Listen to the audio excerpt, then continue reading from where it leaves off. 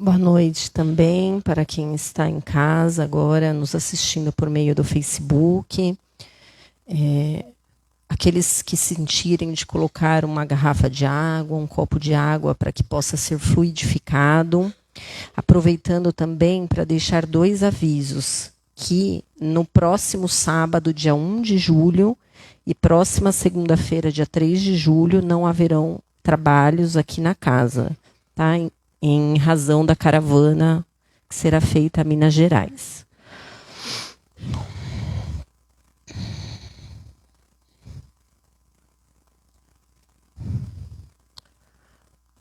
Hoje nós iremos estudar um pouco a parábola do filho pródigo. Provavelmente uma das parábolas que mais engloba todo o Evangelho. Uma das parábolas mais significativas e que, na verdade, fala de cada um de nós. Os 2 filhos. Essa parábola está em Lucas, capítulo 15, versículos 11 a 32. Jesus continuou. Um homem tinha 2 filhos. O filho mais novo disse ao pai: Pai, me dá a parte da herança que me cabe. É importante que a gente faça uma reflexão que quando Jesus falava em parábolas, ele também se baseava no momento histórico ao qual ele vivenciava, né? Há 2023 anos atrás. Então, no momento histórico, é importante que a gente reflita que as pessoas viviam em comunidades pequenas. Existia um patriarcado muito forte. O pai era autoridade numa família. E o irmão mais velho, ele tinha responsabilidades além do que os demais irmãos. Tanto é que a herança, ela só era partilhada após o falecimento do pai, o desencarne, e o irmão mais velho herdava sempre uma parcela a mais. Por conta das responsabilidades que esse irmão mais velho detinha. Então, com a morte do pai, ele assumia as responsabilidades da família, mas somente após o desencarne do pai. Então, naquela época, um filho, ainda mais o mais novo, pedir a herança, a parte que lhe cabia ao pai, era uma afronta absurda, era inimaginável naquela época. Era como se esse filho dissesse ao pai, né, de que queria que ele morresse logo para pegar a parte dos bens. E caso isso acontecesse, que era algo impensado naquela época, o que era comum de se esperar deste pai? Além de não dar a parte que cabia a este filho, deserdá-lo. Essa era a conduta cultural esperada à época. Porém, a primeira surpresa deste pai. Este pai vai lá e divide os bens. Algo inesperado. Quem aqui é pai e quem aqui é mãe? Levanta a mão, por favor. Então vai ser bastante fácil nós nos colocarmos, fazemos o exercício de como nós receberíamos esse filho que chegasse para nós e falasse: me dá a parte que me cabe, porque hoje também a herança, ela só existe a partir do falecimento. Então, imagine o filho chegar para nós, né, pedir a parte que cabe. Como é que nós receberíamos isto? Talvez como uma grande ingratidão, uma grande decepção, uma dor na alma. E talvez isso fosse motivo de rompimento familiar. Mas vejam que o pai aqui, ele já quer dar o primeiro ensinamento do amor incondicional. Daquele que entende que o filho precisa vivenciar as próprias experiências para que um dia retorne à casa dele.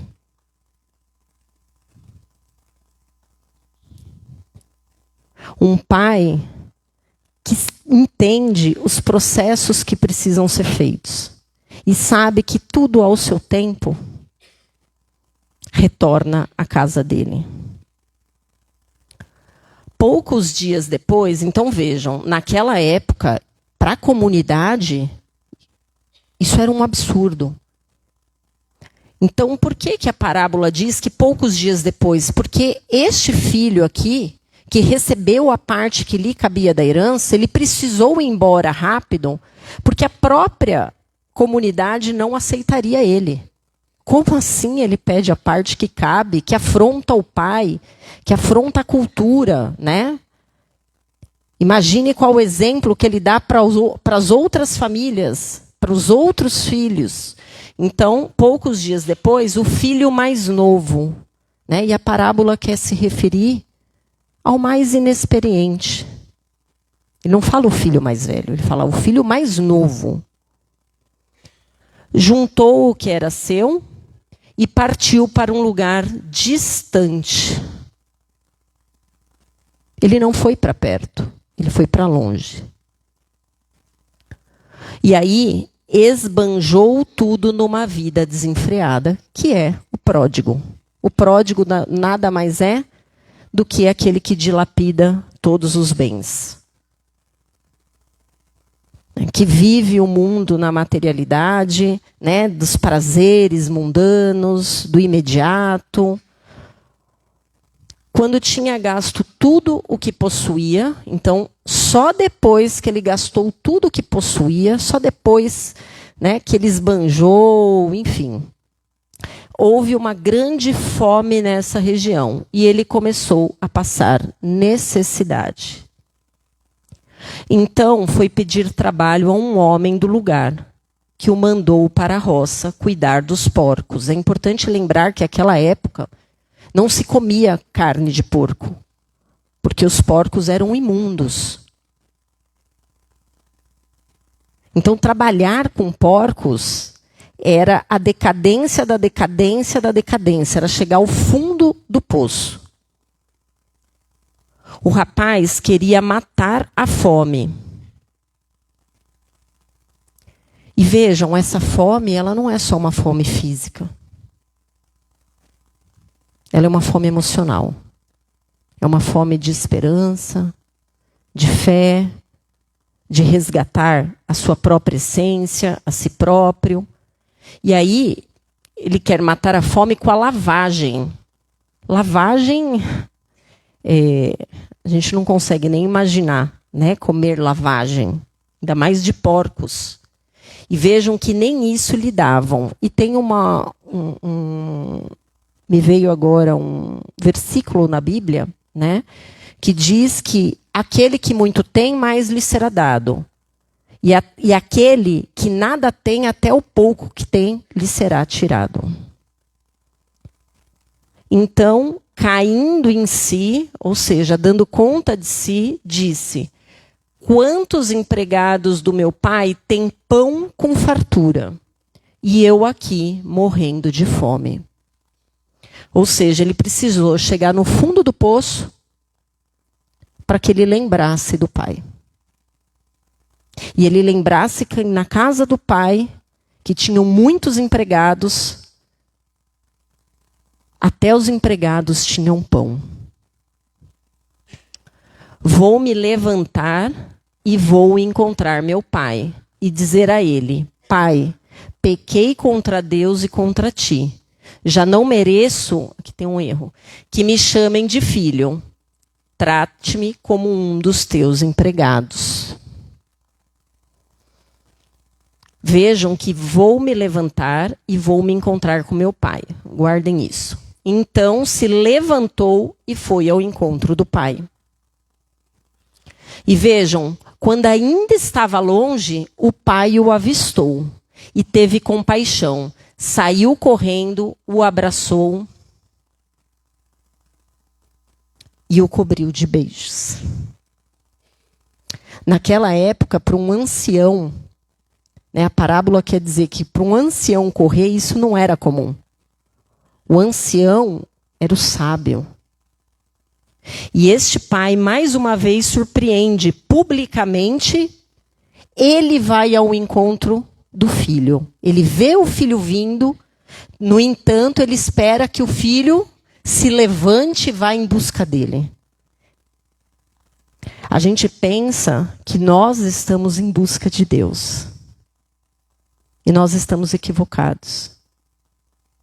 Porque é Deus que está em busca de cada um de nós. É Ele que jamais vai deixar que uma ovelha esteja perdida. No entanto, quem precisa fazer o movimento de se levantar, lembrar do Pai e ir caminhando até Ele, somos nós. Porque quando nós fizermos o movimento de voltar ao Pai, o Pai virá de longe para nos receber. Esse Pai que surpreende e que mais uma vez demonstra naquela época para toda a comunidade que ele não abriria espaços para que alguém renegasse o seu filho. Porque ele era o primeiro a fazer o movimento de ir ao encontro do seu filho, mostrando para toda a comunidade que se ele, pai, perdoava o filho, quem eram os demais para não perdoar? Então o filho disse: Pai, pequei contra Deus e contra ti. Já não mereço que me chamem de filho. E vejam bem, mas o pai disse aos empregados, ou seja, o pai não responde ao filho. O pai diz aos empregados: depressa, tragam a melhor túnica para vestir meu filho e coloquem um anel no seu dedo e sandália nos pés. Peguem o novilho gordo e o matem. Vamos fazer um banquete, porque este meu filho estava morto e tornou a viver. Estava perdido e foi encontrado. E começaram a festa. O pai, ele nem perde tempo para responder ao filho. Porque ele não tinha nada para perdoar o filho. Ele diz aos servos para que tragam a túnica, o anel, as sandálias. Porque aquele era o seu filho que estava morto e reviveu. Que estava perdido e foi achado. O filho mais velho estava na roça. Ao voltar, já perto de casa, ouviu música e barulho de dança. Então chamou um dos criados e perguntou o que estava acontecendo. O criado respondeu: é seu irmão que voltou. E seu pai, porque o recuperou são e salvo, matou o novilho gordo. Então o irmão ficou com raiva e não queria entrar. Por isso que a parábola dos 2 filhos. A gente conhece muito mais pelo lado do filho pródigo. Mas a gente não observa o comportamento do filho mais velho. Naquela época, como eu disse, o filho mais velho tinha um papel fundamental. E era extremamente desrespeitoso que o filho mais velho não recebesse os convidados junto com seu pai na sua casa. E aí, vejam, que o filho mais velho, aqui já mostra que ele não tinha um relacionamento tão próximo quanto o pai, como ele queria fazer crer. Primeiro, ele chama um criado. Ele não fala com o pai. Ele chama um criado. Ele fica com raiva e ele se recusa a entrar em casa. O pai, mais uma vez, surpreende. Ele sai da recepção que ele estava fazendo e vai falar com o filho. Mas ele respondeu ao pai. Peraí que eu pulei alguma coisa aqui. O pai saindo insistia com ele.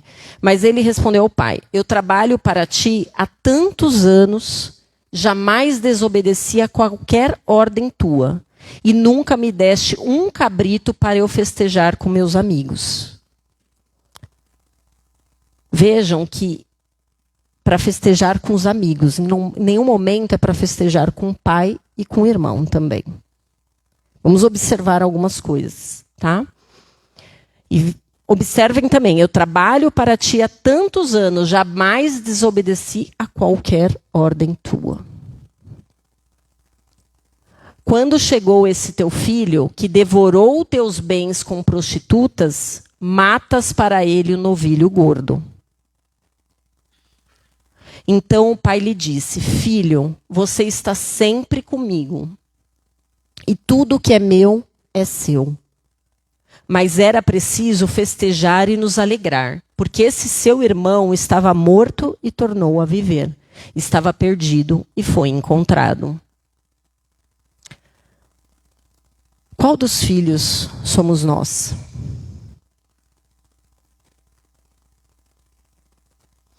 Vejam que, às vezes a gente pensa que o filho pródigo é apenas aquele que dilapida o patrimônio, os bens. E a gente esquece que o filho pródigo é aquele também que desperdiça o tempo, as oportunidades, a inteligência, as virtudes, que deixa de multiplicar os seus próprios talentos a serviço do outro, a serviço da vida. É aquele que muitas vezes se entrega à preguiça.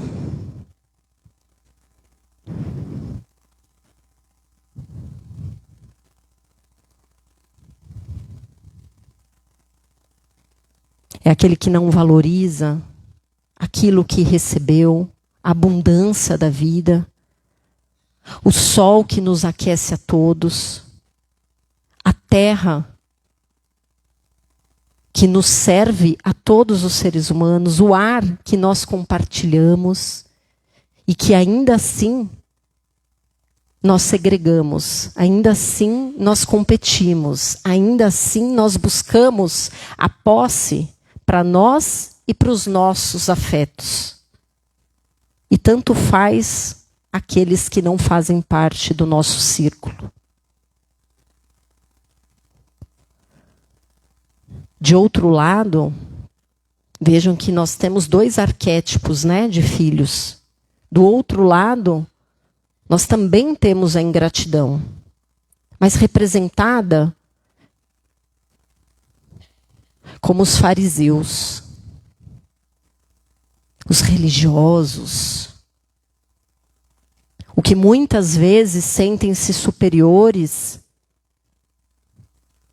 porque acreditam que já são mais virtuosos, porque praticam aquilo que acreditam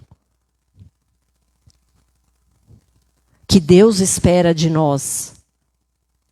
Lembra na época os fariseus que diziam: como assim para Jesus? Como que ele podia sentar à mesa com prostituta, com cobrador de impostos, com tantos pecadores, quando a lei dizia, né, que tinha que ter não sei quantos metros de distância para não se contaminar, tinha que jejuar não sei quantas horas, tinha que fazer uma série de coisas. E eles acreditavam que fazendo aquilo eles estavam próximos de Deus, ou seja, era uma religiosidade de capa, de aparência. É uma religiosidade que julga, que aponta o dedo. É uma religiosidade que cumpre formas, mas que ainda não aprendeu a acolher com compaixão, com amor. Será que nós, hoje, acolheríamos Saulo de Tarso, por exemplo? Radical, perseguia os cristãos, punia assassinava, será que nós acolheríamos Saulo de Tarso? Será que nós acolheríamos Maria Madalena, que se entregou aos prazeres mundanos? Ou será que nós falaríamos, Deus me livre, nem vou me misturar? Qual é a orientação sexual? Qual é a religião? Qual é o partido político? Qual é o time de futebol?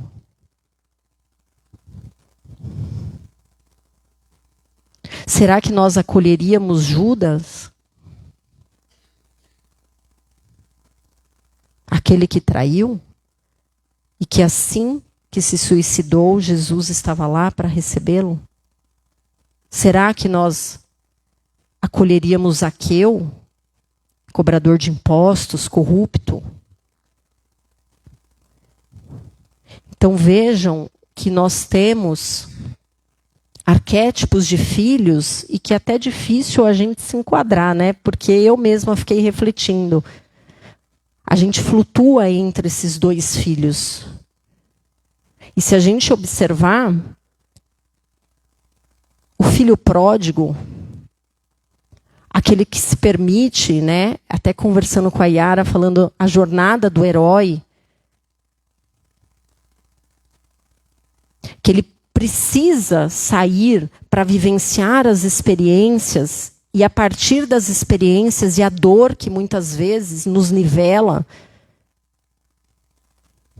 e nos faz olhar para dentro de nós e buscar esse pai, entender que a gente até pode adiar esse processo, mas a gente não tem como subtrair, porque é necessário que a gente faça esse movimento para nos reconhecermos como os filhos do pai, mas reconhecermos o outro também como nosso irmão. E é muito mais fácil quando a gente está trilhando esse caminho até do filho pródigo, porque tem um outro versículo na Bíblia, não lembro se é em Lucas ou Mateus, acho que é em Lucas, que diz que é mais fácil ter uma festa no céu quando um pecador se arrepende do que quando 99 justos entendem que não precisam se arrepender. Então, muitas vezes, quando a gente ainda está nesse papel, né, do filho mais velho, orgulhoso, preso ao orgulho, que a gente não consegue enxergar, que nós ainda buscamos fazer as coisas esperando algo em troca, porque o filho mais velho, ele não fazia com amor. Ele estava ali na casa do pai, a serviço do pai, como ele mesmo disse, faço tudo o que me foi pedido, todas as obrigações, mas vejam, ele fazia ainda. Por que a parábola fala em servos, diferencia servos e filhos? Porque os servos, eles servem ao Senhor. Mas existe uma contrapartida, que é o salário. Os filhos, eles estão sempre na casa dos pais. O servo não. Então o servo serve aquele senhor, mas esperando algo em troca, esperando a sua retribuição. O filho, diferentemente, ele comunga com o pai.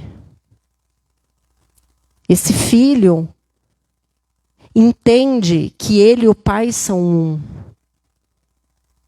E que a maior retribuição dele não é o que ele vai receber, mas é justamente as atitudes dele. As atitudes são a maior retribuição para um filho que se encontrou, para o filho que voltou para casa, porque o que Deus, esse pai, que é o papel de Deus, um pai amoroso, um amor incondicional, a qual ainda nem temos essa dimensão, né? Que Jesus foi o exemplo desse amor de pai amoroso, que acolhe a todos, resignado, que não utilizava de violência, mas que respeitava o caminho de cada um, porque sabia que cada um precisava trilhar a própria trajetória e que só existe um caminho, que é o caminho de retorno ao Pai. Não importa em qual dos dois filhos nós estejamos flutuando. A única certeza é que todos nós voltaremos ao Pai.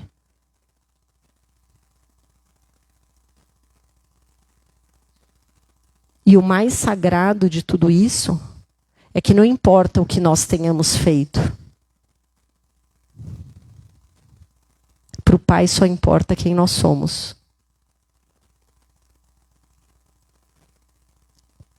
E que ao menor movimento de voltar ao Pai, esse Pai estará nos esperando de braços abertos. Então não importa quantas vezes nós caímos, nos equivocamos, erramos. Que nós possamos entender que essa festa, ela só vai ser plena quando os dois filhos estiverem juntos. Porque o Pai espera pelos dois filhos. O Pai fez o movimento em relação aos dois filhos. Não existe filho privilegiado, não existe preferência ao Pai. Todos nós somos muito amados. Enquanto um de nós estiver perdido, essa festa não será plena. Quando a gente entender isso com profundidade, refletir nessa parábola, que é extremamente linda, complexa, e nos traz tantos ensinamentos, seja pela perspectiva do Pai, nós também na condição de pai e mãe,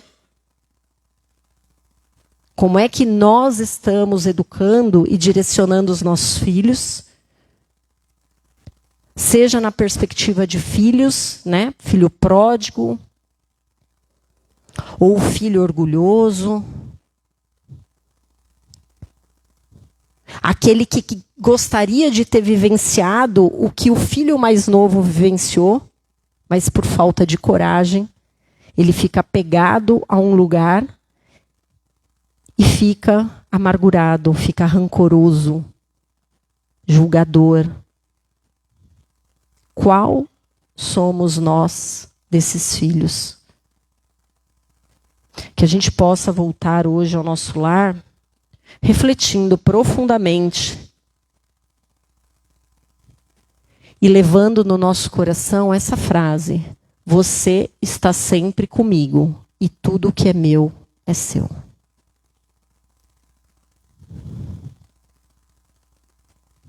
Você está sempre comigo. Tudo o que é meu é seu.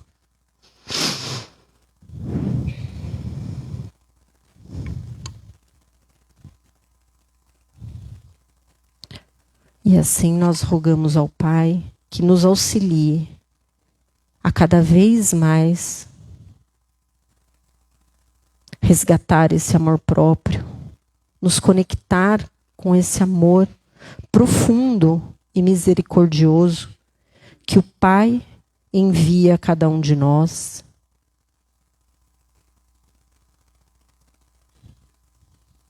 Um amor que está disponível, mas que nós precisamos fazer o movimento de acessá-lo. Então, Senhor, nos auxilie. Nos auxilie a encontrarmos forças, coragem, para fazermos o caminho de volta. Para reconhecer que somos merecedores e dignos do Teu amor.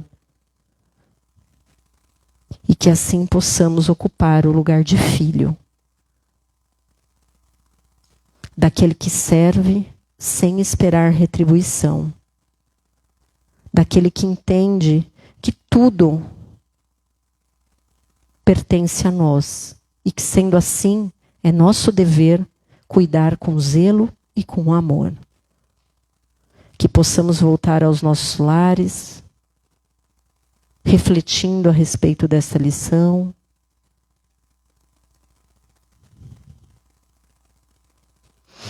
E possamos vivenciar no dia a dia o retorno à tua casa, Pai. Pai nosso que estais nos céus, santificado seja o vosso santo e divino nome. Venha a nós o vosso reino. Seja feita a vossa vontade, assim na terra como nos céus. O pão nosso de cada dia nos dai hoje, Senhor. Perdoai as nossas ofensas, na medida em que nós perdoarmos aqueles que nos têm ofendido. E não nos deixeis cairmos em tentações, mas livrai-nos de todos os males. Graças a Deus. Todos possam ir em paz, lembrando que sábado, dia 1 de julho, e segunda-feira, dia 3 de julho, não haverão trabalhos aqui na casa. Gratidão, uma boa noite a todos.